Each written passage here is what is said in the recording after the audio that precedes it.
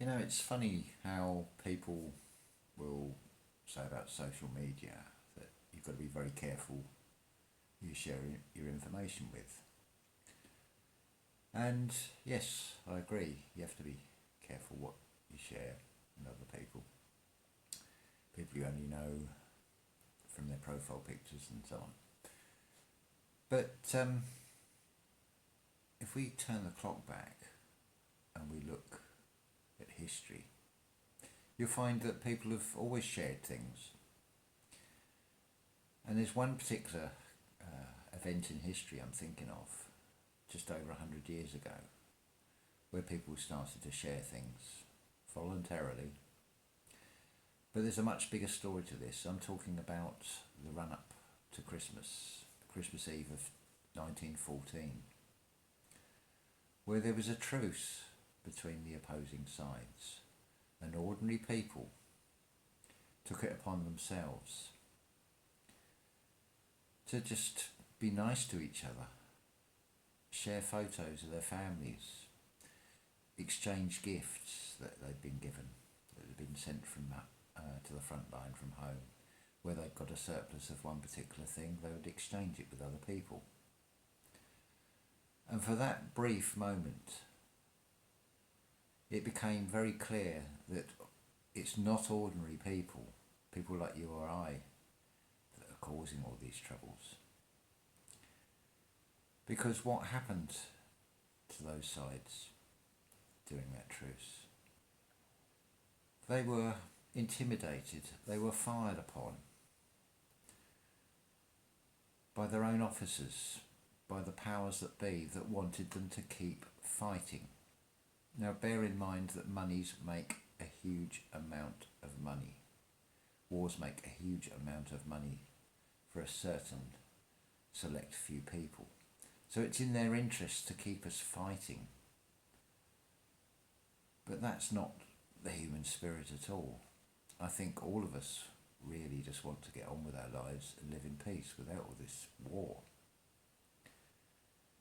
Everybody talks, or everybody has heard of the national debt, which I believe worldwide comes to something like $233 trillion, or some astronomical figure.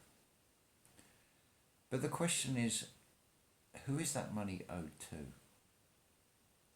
Start doing a bit of dot joining and you'll find it's the very people who are orchestrating these wars on both sides, because they know it makes them more and more money. What a stark contrast between that and ordinary people who just want to get on and live their lives in peace.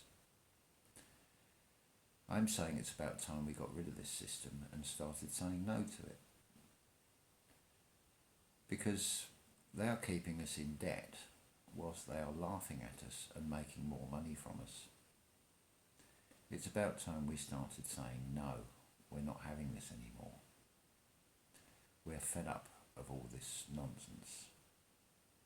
We want to live our lives in peace. And not only that, we want to start seeing some of this madness gone. The madness with plastic being used when it doesn't need to be used.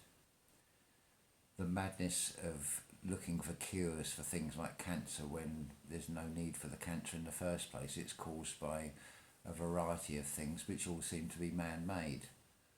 Then there's all the problems in the world, all these disasters that are going on. And what's causing that? Money and greed, yet again, putting poisons into the oceans. What has this world come to? We need to start standing together and saying no to all this.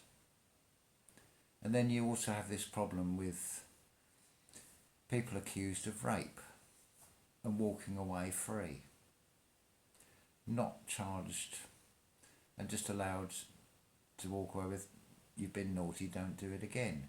What about the victims in all this? This is absolutely ridiculous.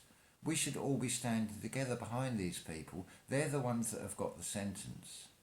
They're the ones that have these horrible memories for the rest of their lives, that they're scarred by the things that are done to them. It's just horrendous. And to think that the law is not backing us up. No, the laws seem to be about keeping us at war with each other, keeping us in debt, when all we want to do is get on. How simple can it be? We need some real changes. We seriously do. For everybody's futures. Thank you.